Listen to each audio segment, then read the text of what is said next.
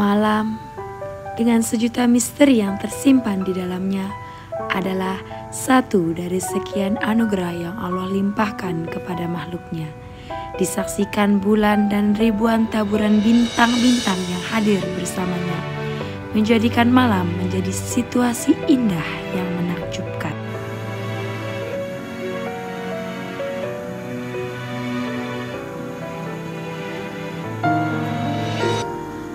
Perhatikanlah bagaimana dalam pekat dan sunyinya ada sebuah kekhusyukan yang ingin bercerita kepada kita.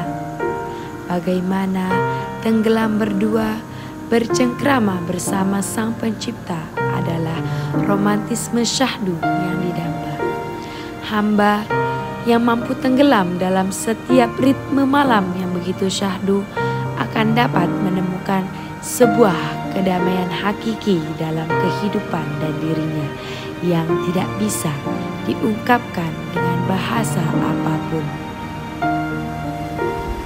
Allah menciptakan pergantian siang dan malam adalah sebagai bagian dari tanda kekuasaannya. Tak ada hal apapun yang menghalangi seorang hamba memohon kepada Tuhannya. Bahkan Allah akan menjawab setiap doa-doa hambanya yang sungguh-sungguh menginginkan apapun yang dimintanya. Tidaklah salah ketika kita meminta dunia dan gemerlapnya, karena dunia adalah ladang kita sebelum menuju negeri akhirat. Menginginkan dunia dengan segala isinya adalah fitrah. Namun, terkadang manusia salah cara memintanya, bahkan fatal lagi salah tempat memintanya.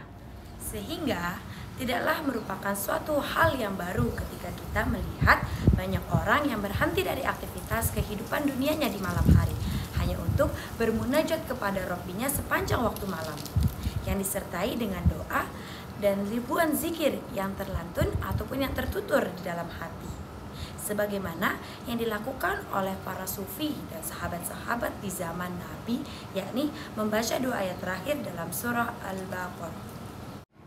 A'udzu billahi minasyaitonir rajim. Bismillahirrahmanirrahim. Amanar rasulu bima unzila ilaihi mir rabbih wal mu'minun. Kullun amana billahi wa malaikatihi wa kutubihi wa rusulihi la nufarriqu baina ahadin mir rusulihi wa qalu sami'na wa ata'na ghufranaka rabbana wa ilaikal masir. Rasul Muhammad beriman kepada apa yang diturunkan kepadanya, Al-Quran, dari sisi Tuhannya. Demikian pula orang-orang yang beriman. Semua beriman kepada Allah, malaikat-malaikatnya, kitab-kitabnya, dan rasul-rasulnya.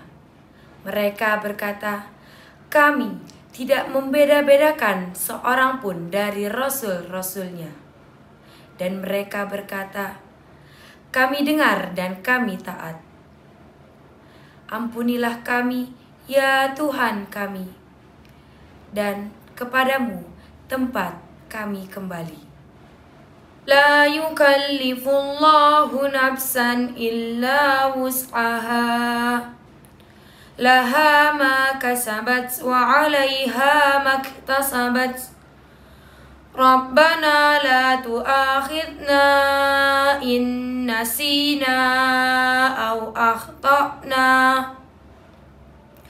Rabbana wa la tahmil alaina isran kama hamaltahu ala alladhina min qablina.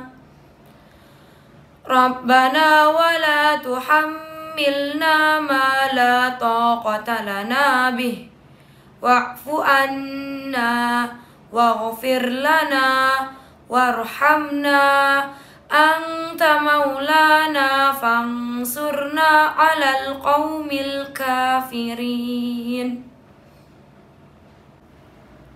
Allah tidak membebani seseorang melainkan sesuai dengan kesanggupannya. Dia mendapatkan pahala dari kebajikan yang dikerjakannya, dan dia mendapatkan siksa dari kejahatan yang dilakukannya. Mereka berdoa, "Ya Tuhan kami, janganlah Engkau hukum kami jika kami lupa atau melakukan kesalahan. Ya Tuhan kami, janganlah Engkau bebankan kami dengan beban yang berat, sebagaimana Engkau bebankan kepada orang-orang sebelum kami. Ya Tuhan kami, janganlah Engkau pikulkan kami sesuatu yang tidak sanggup kami memikulnya. Maafkanlah kami, ampunilah kami, dan rahmatilah kami. Engkau pelindung kami, maka tolonglah kami untuk menghadapi orang-orang kafir." Al-Baqarah ayat 285 sampai 286. Sebagaimana yang diceritakan di dalam hadis. An Abi Mas'ud Al-Badri, dari Abi Mas'ud Al-Badri, qala Nabi sallallahu alaihi wasallam, Nabi Muhammad sallallahu alaihi wasallam bersabda, "Man qara'a bil ayataini min akhir suratil Baqarati." Barang siapa yang membaca 2 ayat terakhir dari surah Al-Baqarah, fi lailatin kafatahu, di malam hari, maka akan dicukupkan. Adapun makna kecukupan di sini memiliki makna yang umum. Menurut Al-Munawi dalam Fathul Qadim, kecukupan di sini adalah Allah Subhanahu wa taala akan memberikan kecukupan kepada pembacanya baik mengenai perkara dunia maupun perkara akhirat.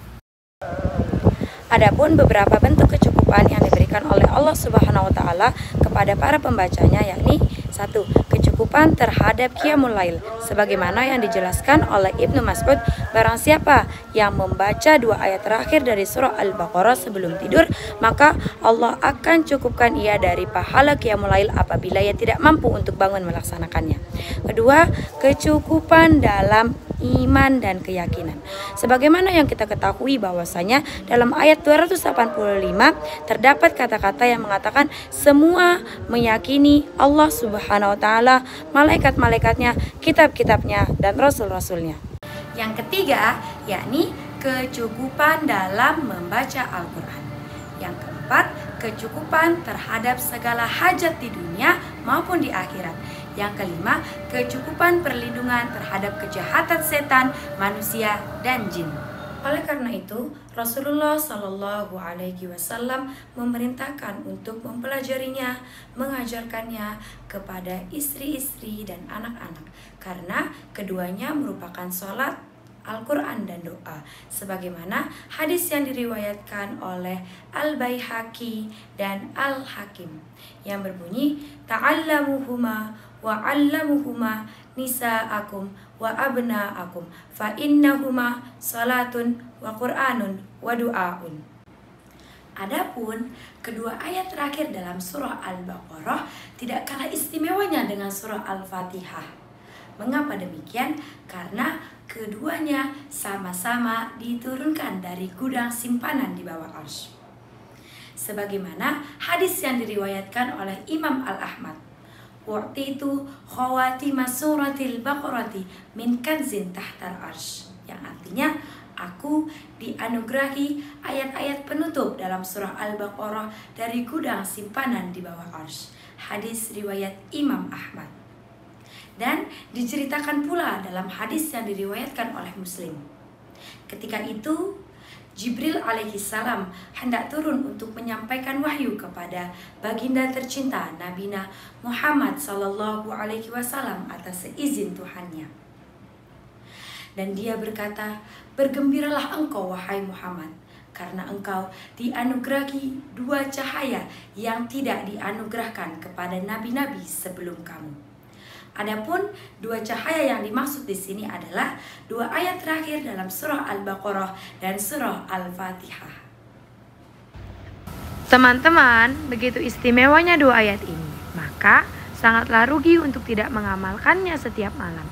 Mau kan kita sebagai anak muda Allah cukupkan segala sesuatunya untuk urusan dunia kita tanpa harus menunggu tua. Semoga bermanfaat. Wassalamualaikum warahmatullahi wabarakatuh.